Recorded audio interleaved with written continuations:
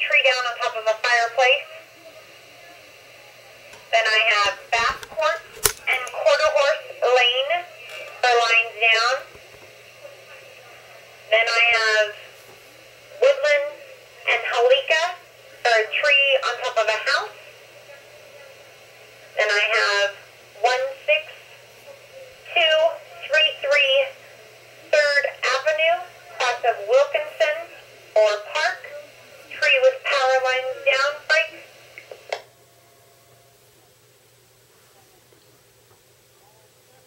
706 continuing, 4188 Fry Avenue, cross of Davis or Hillcrest, tree with power lines.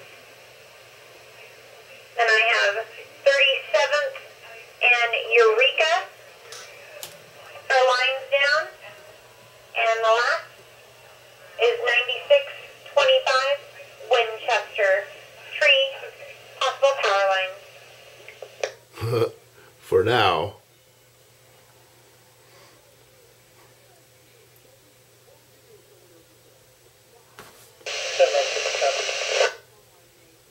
$11:11